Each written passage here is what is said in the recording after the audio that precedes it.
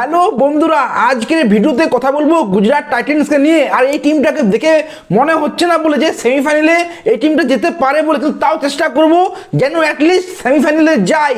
এটা কেন বলছি জেনে যাবে ভিডিওটা দেখলেই। দেখো, গুজরাট টাইটান্স 20 জনকে রিটেন করেছে আর 5 জনকে রিলিজ করেছে।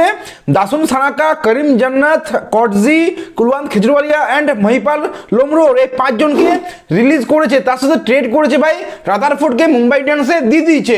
আর আমি এখানেই বলবো মেন ভুলটা করে ফেলেছে গুজরাট টাইটান্স।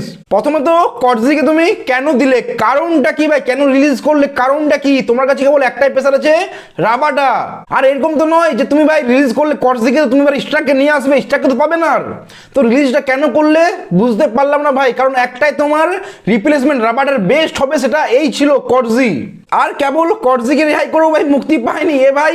তোমার রাদারফোর্ড এন্ড দাসুন সানাকে দুজনেকেই রিলিজ করে দিয়েছে। কি ভাবছো ভাই তোমরা যে তোমরা কি রাসেল পাবে না ক্যামেরন গ্রিন পাবে? যে তুমি ভাই ব্যাকআপ, যে তোমার গ্যালেন ফিলিপস ওর ব্যাকআপে একটা খুবই ভালো অপশন, সে তোমার রাদারফোর্ড হোক কি তোমার দাসুন সানাকেও খুবই ভালো অপশন। তুমি তো আর রাসেলকে ক্যামেরন গ্রিনকে পাবে না। যদি ম্যাক্সওয়েলকে পাও খুব জোর ভালো হবে, কিন্তু আমার মনে হয় যে ম্যাক্সওয়েলকেও পাবে না ভাই, সিরিয়াসলি বলছি আমি। সো আমি বলবো যাদেরকে রিলিজ করেছে, ট্রেড করেছে, এটাই সবচেয়ে ভুল ডিসিশন নিয়েছে এবছর গুজরাট টাইটান্স।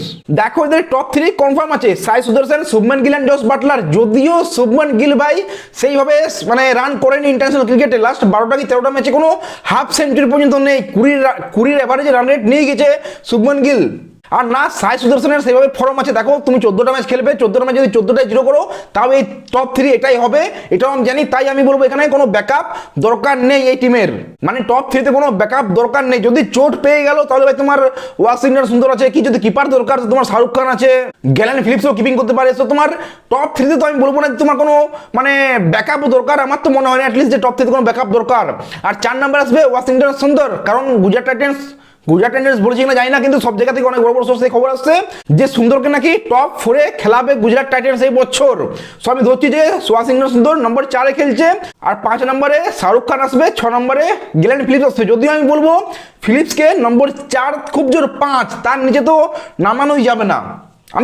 আমি জানি যে তোমরা ফিনিশার দেখছো, যে ফিনিশ কে করবে ম্যাচটা, কারণ সেরকম ফিনিশার নেই, এই জন্য তোমরা গ্যালেন ফিলিপসকে 6 নম্বরে খেলাচ্ছ। আমি দেখছি ভাই, কিন্তু আমি তাও বলবো ভাই তুমি গ্যালেন ফিলিপসকে 4 খুব জোর 5, তার নিচে যেমন গ্যালেন ফিলিপস না যায়।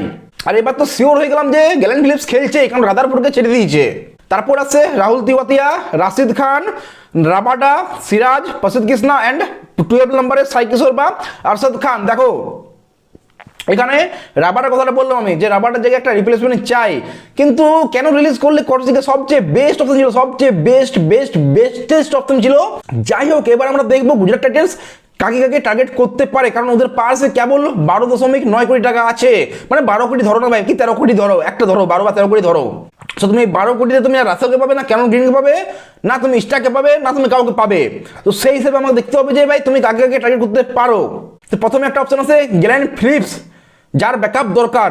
তো সবচেয়ে প্রথম নামটা যে আসছে সে ব্রেসওয়েল, নিউজিল্যান্ডের টিমে খেলে ব্রেসওয়েল, মাইকেল ব্রেসওয়েল। ও 4 ওভার বল করতে পারে, 5-6 এসে হিট করতে পারে। সো ব্রেসওয়েল নামটা সবচেয়ে প্রথমে আগে আসা উচিত। এছাড়া যদি তোমার ফাস্ট বোলিং অলরাউন্ডার চাই, তোমার হাডলি আছে ভাই, অ্যারন হাডলি, ও ভালো করতে পারে, 5-6 সাথে ভালো করবে। যে দেখো ভাই, প্রথম কথা ভাই গ্যালেন ফিলিপসকে কোনো মতেই বসানো যাবে না, এটা আমার প্রথম ভাই মেন জিনিস, যে গ্যালেন ফিলিপস বসছে না। সো এদের ব্যাকআপে যেই আসুক আমার কোনো যায় আসে না ভাই, আমার মনে হয় না গুজরাট টাইটান্সের কোনো যায় আসা উচিত।